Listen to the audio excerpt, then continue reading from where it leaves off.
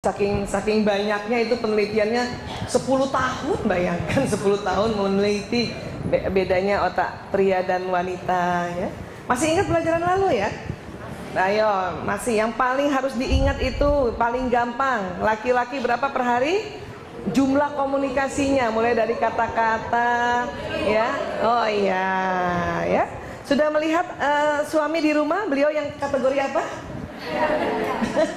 5.000 kah? 7.000 atau yang 9.000? Ada? Hah?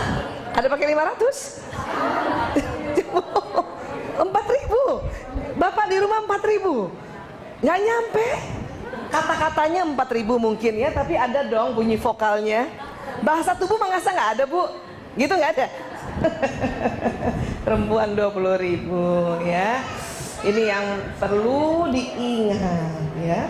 Siapa punya anak laki-laki pada sekarang ini? Nah ya, ingat waktu masih kecil sampai nanti umur 18 tahun, otak mananya yang berkembang duluan kalau laki-laki? Kanan. Kanan otak kayak apa bu? Betul, itu aja yang inget, otak santai, rileks, main, asik-asik aja ya. Sampai usia 18 tahun, barulah nanti di atas 18 tahun, otak kirinya sama dengan otak kanannya. Dimana otak kiri itu otak analisa, otak memikirkan, ya, otak menghitung. Jadi yang punya anak laki-laki masih SD, SMP, sabar sampai mahasiswa ya.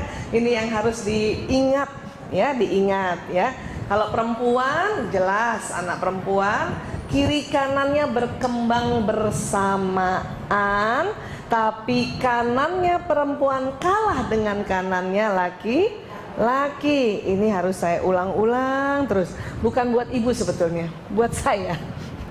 Karena anak lakinya 4 ya. Iya, jadi saya harus ingat, ya Allah, anak lakiku 4. Kenapa Allah ciptakan laki-laki kanannya duluan yang mendominasi? Karena laki-laki adalah makhluk yang harus kreatif, harus punya apa istilahnya ya, ide banyak. Karena kanan tuh ide ya, ide, kemudian hikmah di kanan, hikmah ya. Anak laki-laki kita bu, waktu itu saya sudah pernah sampaikan, kalau kita sedih, dia tahu ibunya sedih, tapi nggak perlu tahu kenapa ibunya sedih. Ingat ya, nggak perlu tahu. Pokoknya ibu sedih lah, udahlah. Ya, aku jagain ibu sudah, beres. Nggak perlu lagi dia tahu. Kamu mau tahu nggak? Sebetulnya ibu nggak perlu. Yang begitu, yang kepo kayak gitu tuh anak perempuan. Ibu-ibu ceritain dong dari awal ya. Nah, ini yang perlu kita pahami ya. Iya. Ada satu lagi tuh yang paling harus diingat. Corpus callosum, otak di bagian tengah yang menghubungkan otak kiri dan kanan. Yang lebih tipis anatominya otak yang lebih tipis, ayo. Corpus callosumnya laki apa perempuan? Lah, siapa tuh yang langsung hafal? Laki-laki. Sehingga karena otaknya lebih tipis, kiri kerja sendiri. Coba minta otak yang kiri kerja sendiri, kanan kerja sendiri. Ini yang membuat laki-laki cepat konsentrasi kalau mengerjakan pekerjaan di depannya. Setelah berapa menit? Ayo, 10 menit ke atas. Jadi kalau anak laki-laki baru buka televisi belum 10 menit, ibunya ajak ngomong masih dengar langsung. Suami-suami juga kalau baru buka gadgetnya terus kita ngomong, dia masih dengar. Tapi 10 menit ke atas, karena seperti ini kondisi otaknya, maka laki-laki fokus. Dan pada saat laki-laki fokus, pendengarannya menurun bukan berkurang. Perasaan udah diulang kemarin bahwa menurun bukan berkurang. Kalau berkurang itu budak. Tegan kan ya. Iya, perempuan ingat, karena corpus callosumnya lebih tebal maka otak kiri kanannya tersambung dengan lebih banyak. Ini yang membuat wanita bisa mengerjakan lebih satu pekerjaan yang berbeda dalam satu waktu ya. Indah sekali ya bu. Iya, siapa yang sudah bisa begitu? Siapa yang naik motor bisa pasang alis? Ayo. Ada loh. Kalau naik motor ya sambil goceng dulu kan, bener. Ya, kalau yang naik mobil pasang alis bisa ya. Kebayang nggak kita udah naik mobil pasang alis, dengar musik, kadang handsfree di sini masih jawab telepon, ngomong sama anak-anak, kadang tangan kita suapin anak-anak. Bisa gitu ya Bu ya? Iya, karena itu tadi Allah ciptakan secara anatomi korpus kolosum wanita lebih tebal 30%. 30%. Ya. Banyak yang tanya sama saya, kalau waria gimana Bu Aisyah? Tuh kan pasti nanyanya gitu. Ntar dulu, dia aslinya laki apa perempuan? Kalau laki-laki tetap korpus kolosumnya lebih tipis. Yang membedakan adalah hormon. Hormon ya, estrogen progesteronnya. Jadi setiap orang kan punya testosteron, punya estrogen progesteron, ya. Katakanlah setiap orang punya hormon laki-laki testosteron, ya, punya hormon perempuan estrogen dan progesteron. Nah, cuman kalau kita yang perempuan komposisinya kalau dibikin literan, ya, hormon testosteron kita itu sekitar 3 liter sampai 4 liter gitu. Selebihnya hormon perempuan. Kebalikannya laki-laki juga begitu, hormon testosteronnya yang lebih banyak, yang 7 liter. Tapi laki-laki juga punya hormon perempuan, kurang lebih 3 liter. Suatu ketika ada orang yang hormon, ini orangnya laki-laki, kemudian hormon estrogennya lebih banyak dibanding laki-laki yang normal, katakanlah jadinya 4 atau bahkan 4,5 liter, maka itu tadi. Ya, caranya sudah mirip perempuan. Apanya? Perasaannya. Tapi tetap tidak bisa mengerjakan lebih dari satu pekerjaan dalam satu waktu. Ya. Contoh di cup salon tuh, capster kayak apa? Kan banyak yang laki-laki itu ya. Kalau perempuan sambil ngebelot sambil ngomong bisa. Yang laki-laki nggak bisa, dia pasti berhenti. Ya, dia gulung. Lo tau nggak Nek? Ibu di sana. Ih. Jadi dia tidak bisa sambil kerja sambil ngomong, dia berhenti dulu, ya, gitu.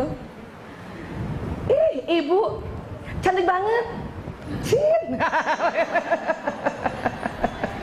iya. Begitu juga kalau kita pernah lihat chef memasak, kalau kita tuh langsung ngomong kan. Ya, ibu-ibu ambil ikannya, potong-potong ikannya, kan gitu sambil ya. Taburi garam, taburi merica, ambil. Yang laki-laki nggak gitu, ya. Ambil ikannya, potong-potong, ya gitu. Walaupun cuman berapa detik, dia tetap laki-laki. Korpus kolosumnya lebih tipis. Sepakat ya Bu ya? Nanti coba deh, mulai sekarang merhatiin. Ya, baik. Ya, yang start yang itu baru ya. Cuman karena kita nggak paham, ya, jadi, kita selalu maunya yang begini. Pria berbahu lebar, pinggang sempit, lengan serta tuka yang bagus. Dulu. Maaf ya. Ya Allah, zaman-zaman SMP gimana gitu. Juga kita mau pria yang begini harus penuh perhatian, lembut, peka terhadap kebutuhan wanita dan pandai komunikasi. Maunya gitu kan? Bisa, tapi jadinya yang begini. Yang lengkap kayak gitu tuh gay, Bu. Ibu pilih mana? Separoh-separoh. Ya. Pastinya 88% kita mendapat pria atau kita mendapat suami yang ya, apa yang beda di mana? Jarang punya perhatian, jarang lembut, jarang mengetahui kebutuhan wanita, dan jarang pandai komunikasi. Udah syukur Bu.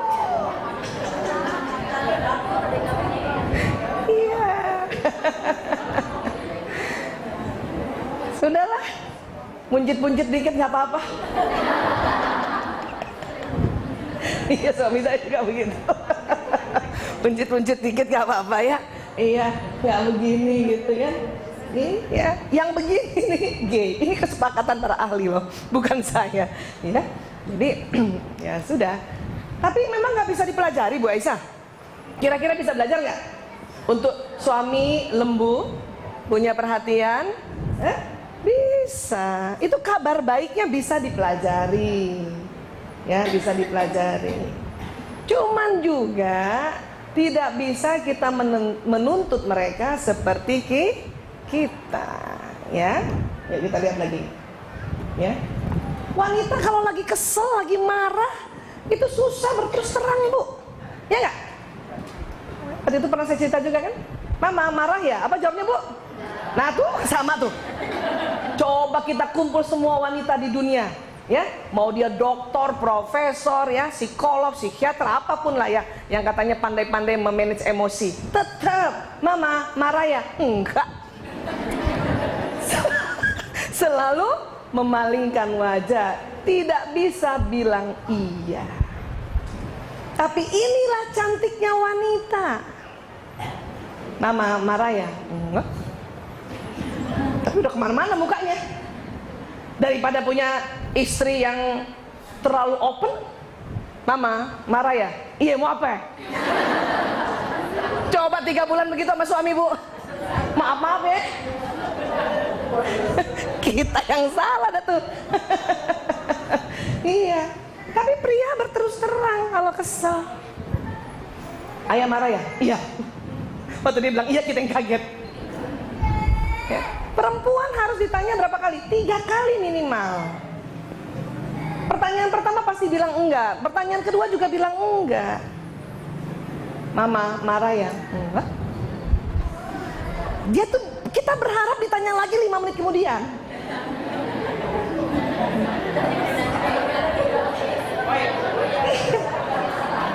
Nah, ini harus dipelajari oleh pria. Mama kayaknya marah sama papa. Ih, siapa yang marah, rugi amat. Udah mulai, wajahnya nggak dilempar. Ya, masih kepengen ditanya lagi yang ketiga. Ya, Mama marah ya, papa minta maaf ya, baru papa nggak pernah ngerti aku. Iya, ya, begitu. Tapi laki-laki nggak begitu. Jelek juga kalau laki-laki begitu. Papa marah ya? Enggak. Mau punya suami kayak gitu? Papa marah sama mama. Ih, ngapain marah? Rugi amat. Mau suami gitu. Papa, mama minta maaf ya. Mama nggak pernah ngerti papa. Tuh mati saya. Makanya coba kalau dibalik gitu kan. Ih, aduh. Makanya nggak usah terlalu berharap. Aku ingin kau yang sangat lembut, papa, ini nggak usah deh. Ya, jadinya begitu. Ya, lanjut. Wanita bila tertekan butuh bicara, Bu. Makanya tidak boleh ditinggalkan. Kalau laki-laki, dia nggak mau bicara. Banyak laki-laki menganggap otak perempuan begitu. Umi marah ya sama Abi? Enggak. Ya udah, Abi ke musola dulu ya, ditinggal. Belum ditanya sampai 3 kali. Biar kata perginya ke musola, entek juga, Bu. Tahu kita suami kita ke masjid, cuman kita mau ditanya lagi nih, belum 2 kali. Gak pernah ngerti aku. Kalimatnya selalu itu. Ya. Tapi pria, dia pikir kayak perempuan itu kayak laki-laki. Karena pria tidak mau ditanya-tanya tuh, pria nggak mau ditanya-tanya. Kalau suami atau anak laki-laki lagi capek banget, sudah cuma tanya, papa, Abi capek banget ya. Ya sudah, nanti kalau mau ini panggil aku ya, kalau mau ngomong panggil aku. Udah diemin aja, kasih aja minum, makan, dah siap. Udah diam. Saya pernah bertahun-tahun salah strategi. Saking ingin jadi istri soleha. Saya panggil suami saya kan ayah Toto gitu ya. Capek ya? Iya. Kenapa sih Mbok ya cerita sama aku? Aku kan istrimu, ibu dari 5 anak-anakmu. permata hatimu. Suami saya teriak, diam. Aduh, suruh diam. Aduh, salah lagi kan? Ya, katanya gimana? Karena laki-laki pada saat dia tertekan, dia sedang mencari solusi lewat otak kanannya. Gitu. Terus mereka berharap kalau nanti sudah ada solusi, baru mau cerita. Ingat itu. Baik dia anak laki maupun pokoknya saya laki-laki lah, suami ke ayah kita ke siapa. Ya, dia cari dulu solusi, baru dia mau cerita. Kenapa? Karena laki-laki mau dilihat sebagai hero, sebagai pahlawan dalam sebuah problem solving. Ya. Jadi kita juga harus mengerti itu. Jangan juga kita merasa, ih kalau aku aja, aku ceritain semuanya. Ya iya. Kita Bu kalau bisa nih keluar rumah, setiap menitnya kita cerita sama suami ya. Sampai ke Sandung Batu pun kita cerita ya. Iya. Tapi laki-laki nggak begitu. Ya. Jadi ini harus dipahami. Pokoknya kalau laki-laki, anak laki-laki atau suami sedang tertekan, nampaknya belum mau bicara, sampaikan saja. Pokoknya kalau nanti udah mau cerita, panggil ibu ya, panggil bunda, panggil mama. Udah, gitu aja udah. Ini ada mau makan, mau minum, oke? Sudah kita santai saja dan tidak usah berprasangka bukan-bukan. Ya, nggak usah juga ngintip gitu tuh, nah tuh kan lagi cari solusi tuh, nggak usah juga begitu. Mama tahu pasti kamu mau cari solusi. Ya sudah, mama kasih dong. Pokoknya pahami saja. Laki-laki senang kalau dipahami. Ya, senang dipahami. Next. Wanita bila curhat hanya ingin disimak. Nah, ini saya harus ulang-ulang nih.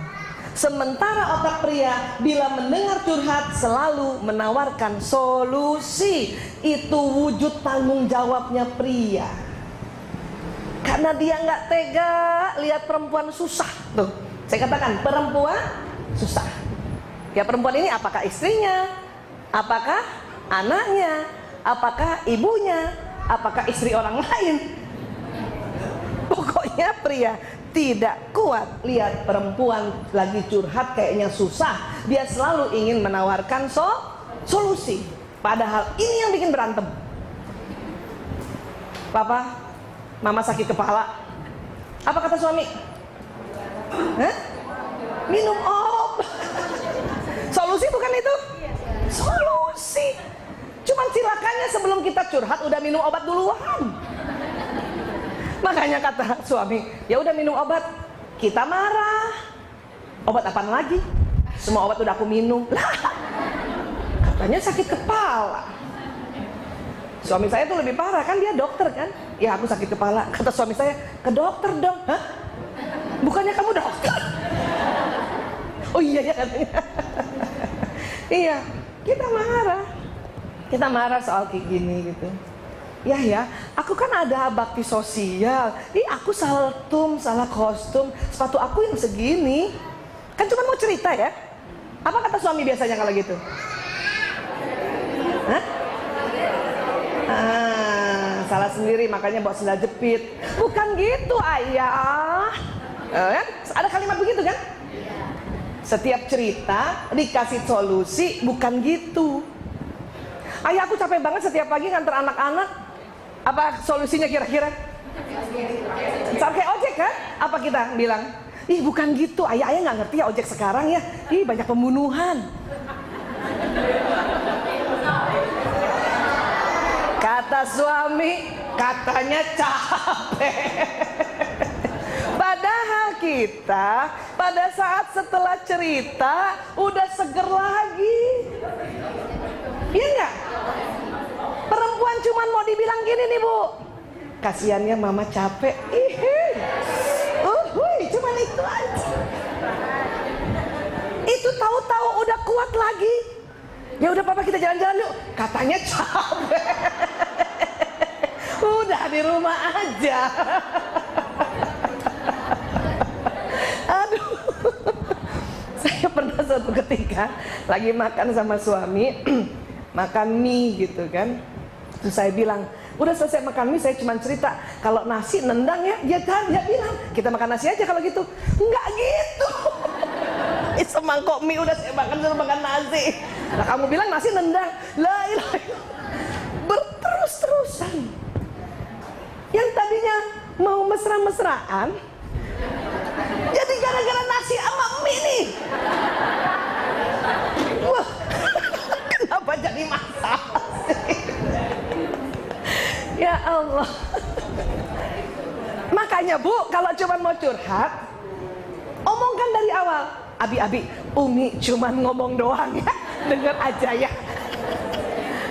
Itu aman. Suami saya lucu lagi, kalau saya udah cerita dia tanya, mau pakai solusi apa enggak?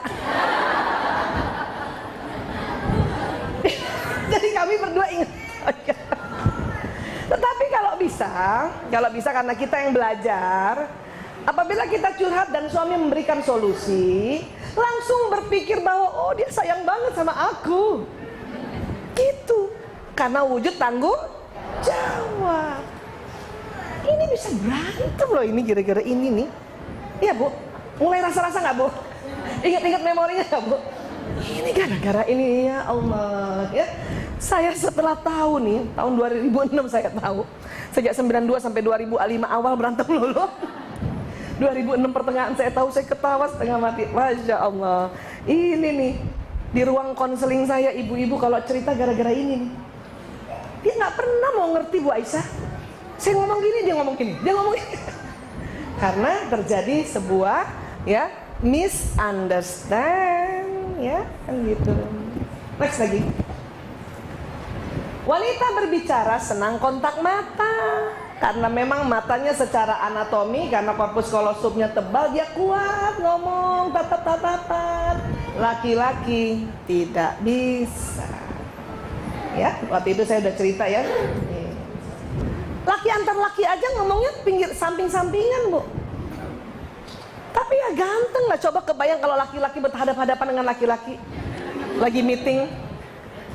Kamu tahu nggak program kita apa? Bayang nggak laki sama laki gitu. Ya. Kemudian yang bapak sebelahnya juga ya. Begini Pak, saya sudah menyusun untuk 2016. Tatap-tatapan aja gitu. Nggak bagus memang. Laki-laki selalu dengan makanya laki-laki selalu pakai gaya dia, entah menulis, entah ya, entah kalau perempuan memang selalu ingin ditatap. Saya pernah punya cerita gini, ibu mertua saya ini sharing saja lucu tapi ini fitrah sebetulnya.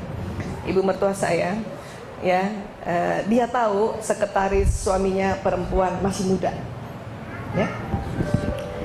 Dia bisik sama sekretarisnya gini, kalau bapak rapat, kamu liatin terus matanya. Ngerti maknanya? Jadinya apa? Suaminya nggak liatin dia. Jadi kalau laki-laki diliatin terus sama kita diliatin, dia nggak tahan lihat kita, nggak tahan. Tapi justru kalau kita nggak liatin dia liatin kita, gitu. Jadi bijak sekali ya. Mau begitu Ibu? Benar. Karena kan kerja mereka tidak ada tabir ya. Sekarang kan kita bisa memilih ya. Kita kerja di akhwat saja kan nyaman ya. Fitrahnya sama gitu. Tapi kan kalau di luar sana gitu, dia bisik, dia tahu nih, oh ini sekretaris baru nih. Keluaran Asmi. Masih muda. Daripada suami yang lihat, dia lihat suami saya. Itu fitrah, belum belajar ini tuh, belum belajar ini, ya. Dia bisik, nampaknya bijaksana sekali jadinya. Kalau bapak rapat, kamu lihat terus ya, supaya apa yang diomongan bapak kamu tidak luput dari catatanmu.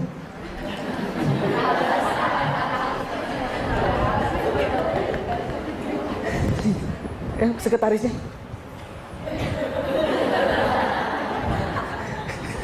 suaminya jadi nggak mau lihat.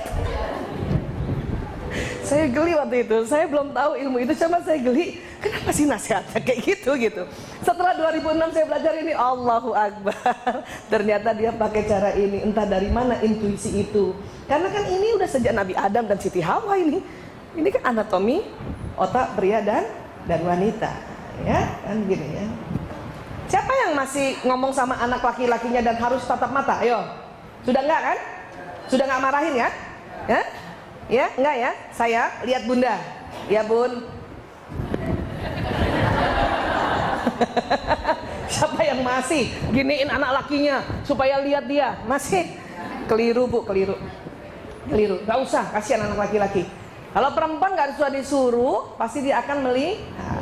Dan kita sering comparing. Coba lihat tuh, kayak adik kamu tuh yang perempuan. Kalau ngomong sama Bunda, dia selalu lihat wajah Bunda. Kamu kemana-mana, matanya jelalatan. Makanya ada kalimat itu. Padahal bukan begitu. Anak laki juga sebenarnya nggak tahu kenapa dia begitu. Dia nggak tahu. Kan dia belum tahu kalau otaknya tipis kan? Tuh anak laki kan? Iya. Ya kan, makanya pas kita ngomong terus sama dia, biarkan saja dia matanya kemana, atau biarkan dia simak wajah kita, kita tidak lihat matanya. Masalahnya di mata, tatap-tatapan mata itu laki-laki tidak kuat. Ya, kalau dia mau si anak laki menyimak wajah kita, ya kita ya kemana kayak gitu. Apa kalau ibu mau nasihatin anak laki-laki, kasih papan tulis, ibu nulis di papan, pasti dilihatin ibu tuh. Ya, kayak gitu. Yang dia tahan, dia tidak tahan apa? Ditatap matanya. Ya, lanjut. Masih ingat saya waktu itu cerita? Ya, siapa yang mesra-mesraan sama suami masih di samping suami? Suami, laki-laki, sudut pandang matanya karena ya kornea dan retina matanya itu tidak bisa melebar, dia memanjang lurus. Ya, perempuan yang melebar. Makanya perempuan selalu ribut kalau suami mau nyalip mobil. Awas, lihat kanan kiri, lihat kanan kiri. Suami saya bilang, ngapain lihat kanan kiri, orang itu di sana. Gitu ya. Makanya ini harus dipahami, ini harus dimengerti. Karena ini yang pagi-pagi selalu berantem, cari seragam, cari dompet, cari apa lagi? Cari apa? Buku. Apalagi kunci. Mana Bu? Mana? Di sini doang sih carinya. Padahal sudah sini. Dia nggak lihat. Memang begitu. Buka kulkas tuh cari telur, padahal telur di pinggir pintu, kan dia begini lurus. Banyak sekali ya istri-istri ingin menyampaikan ucapan milad, happy milad pada suaminya, dia taruh di mana? Hah? Taruh di atas kulkas yang paling atas di freezer. Suaminya bukanya pintu langsung. Padahal tulisan udah bagus, happy milad Abi, barakallahu fi umri, miss you, asik. Udah bagus, kagak dibaca. Naruhnya kejauhan. Kalau dia biasa buka yang pintu kedua, taruh di pintu kedua. Banyak ibu-ibu taruh di pintu atas. Terus suami jalan nunduk. Si istri ngumpet-ngumpet di dapur.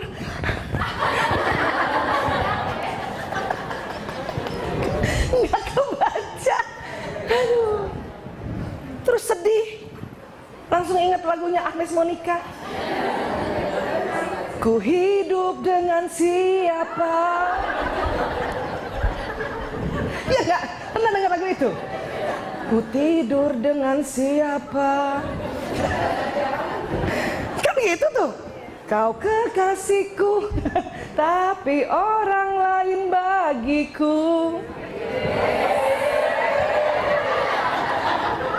Kau dengan duniamu saja. Kan gitu kan? Gara-gara ini harusnya ajak ke Rumil tuh Agnes. Karena pernah satu ketika sebelum saya tahu ilmu ini, ikut-ikut juga nyanyinya begitu sambil mandi. Saking kesel sama suami. Sambil mandi gitu. Suami juga nggak dengar. Orang fokus, pendengaran menurun. Nyanyi nggak henti-henti, lagu sedih sampai 7. Baru lagu gembira yang ke-8 dia denger. Itu pun udah pakai colek.